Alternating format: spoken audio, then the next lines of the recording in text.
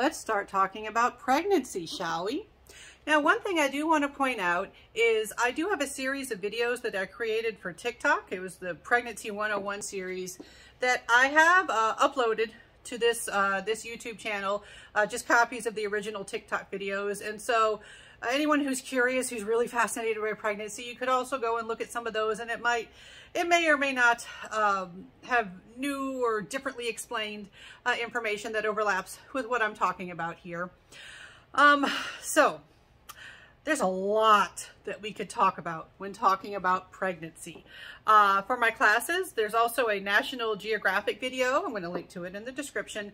A National Geographic video also called Pregnancy 101. All right, where to begin? In this video, I'm going to focus on how a pregnancy is timed, how a due date is calculated, is computed, and then also what the 3 periods of prenatal development are.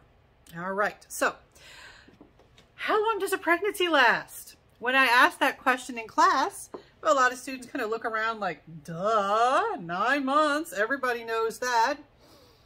Well, not exactly. Now, it's already a tricky question, first of all, because it depends on where you start a pregnancy. And a lot of people would say, well, shouldn't we start it at conception? That would make sense. And in the textbook that I use for class, most textbooks I use for teaching about prenatal development, they will start from conception. So they'll say things like 2 weeks since conception, 9 weeks since conception. That is not the same as 2 weeks pregnant, 9 weeks pregnant, using the system that most doctors, at least in the United States, use. You might be thinking, wait, what? All right, so let's say you or someone you know is pregnant or thinks that they're pregnant, and you go to a doctor and you want to talk about the pregnancy. One of the first things that they will do, in addition to verifying the pregnancy with a pregnancy test typically, is they're going to want to compute your due date, you or the other person's due date. How do they do that? Well, they will say to the person who is pregnant, they'll say, well, when was the first day of your last menstrual period?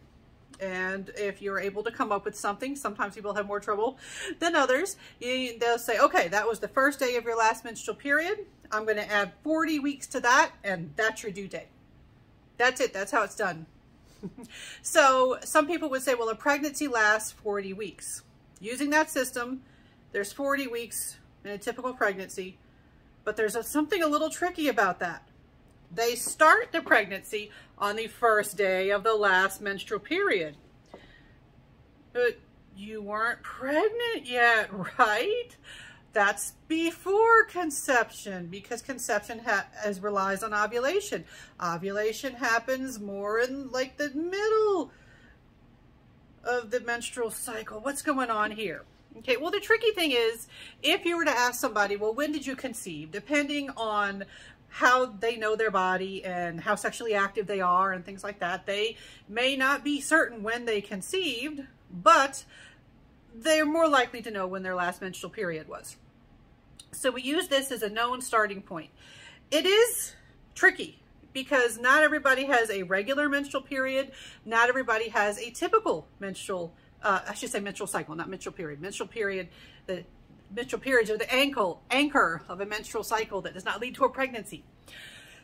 All right, so a textbook person has about a 28-day menstrual cycle, and they ovulate around day 14, maybe day 15. All right, that's just an average. That's just a statistical average. There is no guarantee that that is when ovulation actually occurs. Many people can have medical conditions, which mean that they never actually ovulate around that time. You can have a stressful cycle or just an unusual cycle for other reasons where you ovulate earlier or later than you normally do, or earlier or later than what is typical. All right. So, but for a typical textbook person with a textbook cycle, you actually have been pregnant for 2 weeks when conception happens, if you think about it. All right, so if ovulation's happening around day 14, that's 2 weeks into the menstrual cycle. They start that pregnancy on the first day of the cycle. All right, that's weird. that feels weird and wrong to students. It is weird. It is important to keep that in mind that if somebody says, hey, this person is 9 weeks pregnant, that's not 9 weeks since conception, right? That is actually 7 weeks since conception. It is confusing. Also, I've actually, through social media, talked to somebody who's a lawyer who works for people who do surrogacy work, where it actually does get really confusing with figuring things out when they will say things like 9 weeks, and you have to be very specific about what you're talking about. Are you talking about of pregnancy or since conception? All right, let's keep that in mind. Now, so most of the stuff in the book is going to go since conception, but you might know someone who's pregnant. They're like, hey, I'm going in for my 6 week ultrasound today, and you might be tempted to talk about stuff you learned in the textbook as happening at 6 weeks, but it's actually 6 weeks since. Because you see, you always have to adjust by 2 weeks, unfortunately, because of the way that we talk about these things. All right, so you really have about 38 weeks of pregnancy, a little bit more than 9 months. All right. The pregnancy is broken into 3 parts. Now, many of you may be saying, oh, I know this one. I know this one, the 3 trimesters. Well, that is one way to do things. And a lot of times doctors will talk about the 1st, 2nd, or 3rd trimester. And that's when you just take that 40 weeks and break it up into 3 parts. 1st, 3rd, 2nd, 3rd, 3rd, 3rd of the pregnancy. Well, when we talk about biology and growth and human development, we actually don't do it that way because we focus more on meaningful, qualitatively distinct differences between what's going on in a pregnancy when we talk about the periods of prenatal development. So there are 3 periods of prenatal development. They are not equal in length, and they are based on what is happening, not on how much time has passed. So the first period of prenatal development is the germinal period. It lasts for about 2 weeks.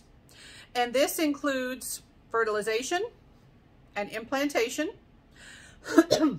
And during the germinal period, you are not going to be able to do an ultrasound because it's tiny.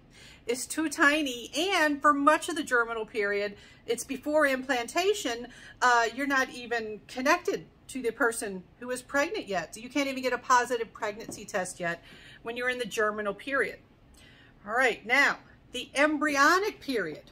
In the embryonic period, that's when you call that developing individual an embryo. I know a lot of people just use the word fetus to describe a person who is not born yet, but technically fetus does have a very specific meaning. All right, that's when you get into the fetal stage, which is the next one, but we're still on the embryonic stage. In the embryonic stage, it goes from 3 to 8 weeks since conception. So, for the embryonic stage, implantation happened towards the end of the germinal period.